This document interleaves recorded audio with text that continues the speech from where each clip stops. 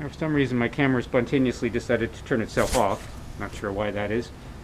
So I've restarted. So I brought some potassium carbonate, and what we want to do is just prepare another test tube the same way we had yesterday with about 50 milligrams, which is about that much. Maybe that's a little more, but that's okay.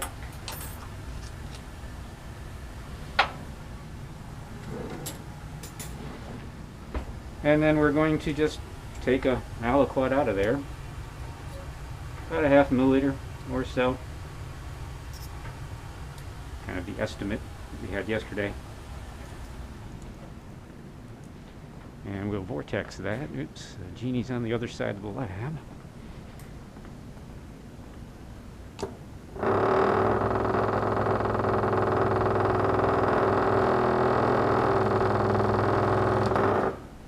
Just to mix that nicely.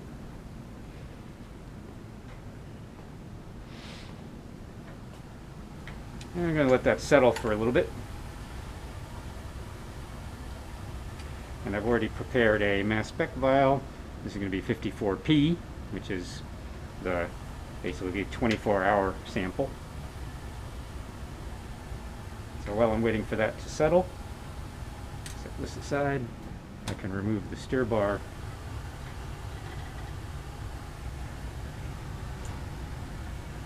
Set that aside.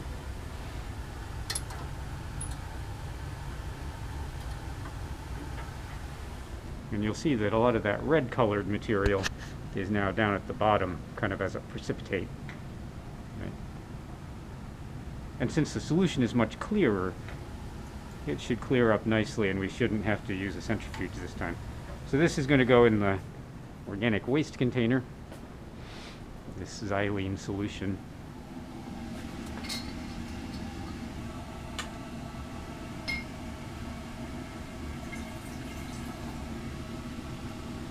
And I'm going to rinse that with a little bit of acetone. Try to get that reddish stuff to dissolve, since it's probably not particularly water soluble. It'll be hard to clean the flask. And I need to add xylenes to the list of organic solvents that are in that waste container. You see most of that highly colored stuff is acetone soluble, but it's taking a while, so we'll just sit that on the side of the hood and let that finish dissolving before we throw away the rest of that waste.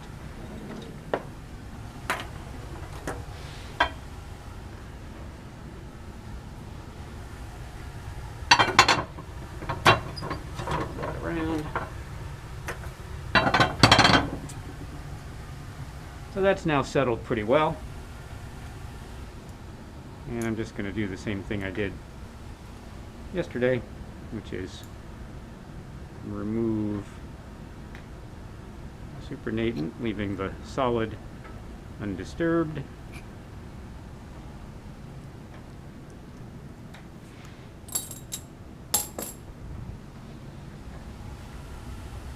And then using a fresh pipette to fill it up to the top line with dichloromethane, ready for the GCMS analysis. I filled it up a little more full today.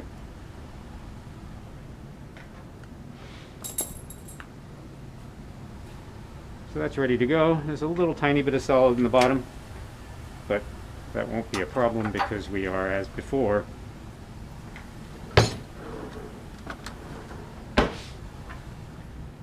stopping the needle 10 millimeters above the bottom, so we don't risk getting that solid in there.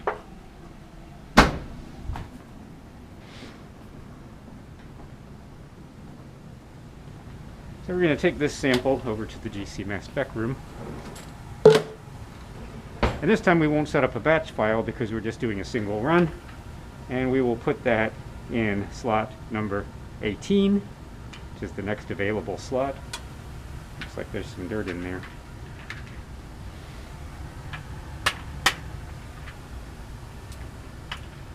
Actually, I'm going to stick it in slot number 20. so it's kept away from everything else. Put this stir plate back.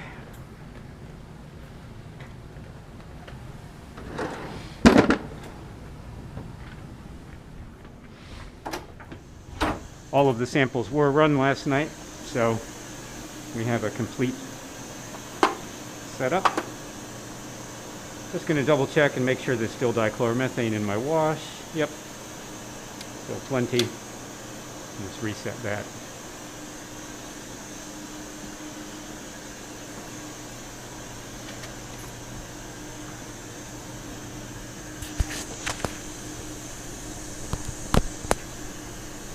So I integrated a bunch of samples and saved a new method called Dehydration 2021 that actually has the right integration parameters and search libraries. So we're here in real-time analysis, and we're going to go to data acquisition this time,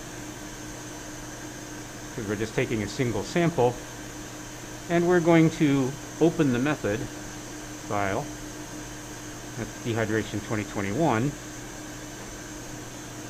Right. And now we are going to go to sample login, and my sample name is going to be BCL-10-54P-1. Sample ID time equals 24 hours. It's actually more like 22 hours, but close enough.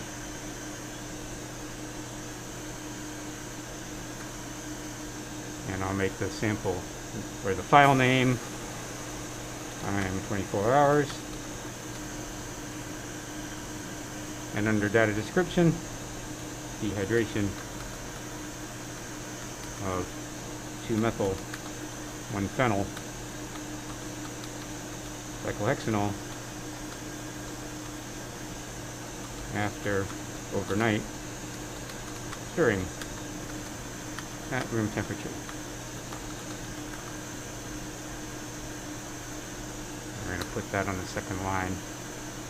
0.1 microliter is the injection volume we want, but it's in vial 20.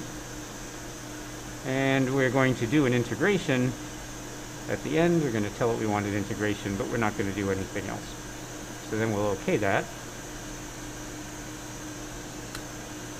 Hope I spelled correctly.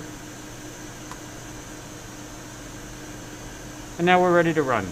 So we need to download the parameters to the instrument. And I have it on low flow right now. So even though the temperature is at 250 and the oven is at 130 and the interface is at 280, our source is correct, I put it on a really low flow, a total flow of 3 milliliters per minute and a split of 3. So it's going to adjust those flow rates before it actually starts the run.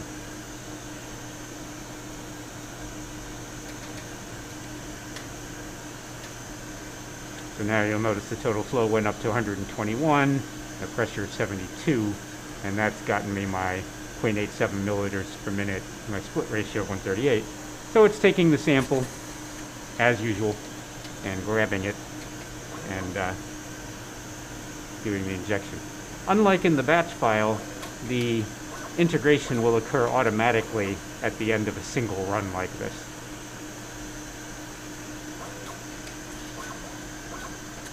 So that's going to take 6.5 minutes to run, and while it's messing around, let me show you in post-run analysis. Right, we have our 17 samples from yesterday at 0, 1 minute, 3 minute, 5, etc., all the way up to 120, and then our crude and purified alcohol. And I've already integrated these. If I open the crude alcohol, you'll notice that there's this peak here at about 4.8. Right? If we look at our qualitative table under TIC, we'll find that that's a retention time of about 4.8, 4.798. We haven't searched against the library yet, so I'm going to select all those, go to the Edit menu, and register the Spectrum Process table, and then go to the Spectrum Process table, and under Similarity Search, I'll search the whole table. It was crashing yesterday because the same library had been entered in 2 different places, and that confused it. So I fixed the method so that's not a problem. And you'll notice that it identifies that first peak as biphenyl, and the second peak says 4-hydroxy-4-phenylcyclohexanone. If we actually look at the similarity search directly, you'll notice this is a 97% match to biphenyl. That is a really good match, and we can be quite confident that that compound is in fact biphenyl. If we look at the alcohol with the molecular weight of 190, and there's then a significant fragment piece where it's at 133, so it's lost 57. 57 is usually a butyl group. How that compound is losing a butyl group is an interesting question. But 77 is the phenyl ring, and this peak at 91 is what's called a tropylium ion, and I'm not going to get into exactly what that is. So if we do the similarity search here, we'll notice that our best match, which is to that 4-hydroxy-4-phenylcyclohexanone, is only 86%. That's not a very good match. And it's even worse match to this 4-isopropylphenyl-2-methylpropionaldehyde. What that tells us is that our compound is almost certainly not in the library, and that's why we can't detect it. And we'll get exactly the same result for the other alcohol peak if we do a similarity search on that. 84% match, right? So those are not definitive. Whereas this 97% match that we're getting here for biphenyl, that's a pretty good indication that that is biphenyl. So did we succeed in getting rid of that? Well, when we go to the purified alcohol, you'll notice that that peak is gone, right? And even if I blow it up, there's no biphenyl. So we did succeed in removing that major impurity of biphenyl. And then we got our 2 alcohols, and if we look in the qualitative table under TIC, you'll see that they're in about a 91-to-9 ratio. And I think if you look in the literature, and that's height percent, sorry, I should be looking at this one, it's about a 90-to-10 ratio under area percent, right? If you look in the literature, I think the literature says that it's about a 92-to-8 ratio. So it looks like we may have actually lost a little bit of this peak, but recall that we didn't take fraction number 8, right? Because fraction number 8 still had contamination from the biphenyl. So we did actually throw away a little bit of this higher RF peak. So that may indicate why we're not getting the same ratio. If we compare that to the time 0 minutes, it looks very similar. We do have a little bit here of 172, which may be even a trace of alkene from dehydration even before we added the paratoluene sulfonic acid. And then you look and we've got our 2 alcohols at 190, and our ratio is about that same, 90-to-10. We got a little bit of this extra peak in there, right? But it really hasn't been affected very much by just heating it in the xylene before we add the paratoluene sulfonic acid. At time 1 minute, you'll notice that we now have 2 peaks that are at 172. Those are probably the 2 alkenes. There's a little extraneous stuff here at 207, but that's probably not genuine. But we've still got significant amounts of both alcohol. And then at 3 minutes, the 1 alcohol is gone completely. We've got quite a bit of this other alcohol, the major alcohol. We've got a significant amount of this alkene. That's probably the kinetic product. And then we've got the other alkene starting to form. And this time we don't have that peak at 207. So we've got a mixture of alkenes, and then at 5 minutes, the other alcohol is gone. Now we've got a mixture of alkenes. At 10 minutes, this one is getting bigger. And we've got an extra peak, an extraneous peak that starts to show up. This is probably another alkene. If we click on it, we'll see it also has a molecular weight of 172. That's likely to be a rearrangement product of some sort. Keep going. This peak is gradually getting smaller. These 2 peaks are both gradually increasing at 20 minutes. And at 25 minutes, 30 minutes, you can see that it's still changing. At 45 minutes, still changing. 60 minutes, still changing. At 60 minutes, we got about 70% of the probably thermodynamic alkene, roughly 18% of this kinetic, and almost 12% of this mystery product. At 75 minutes, we've got about 70.5%, maybe a little bit more, but not changing dramatically. At 90 minutes, still about 70.5% to almost, roughly 17 and 3/4, and about 11 and 3/4% of that mystery alkene. And then at 105 minute, things really haven't changed a lot. And at 120 minutes, still at about 70 to 18 to 12, roughly. So that seems to be our stable equilibrium. And it looks like we achieved equilibrium, that 70 to 18 to 12. Oops, that was the wrong button. At about 60 minutes. So for the last hour, things didn't change much. They're not even changing that much here. We're already at 69% to almost 20 to 11.5, 19.5 to 11.5. So by 60 minutes, roughly constant.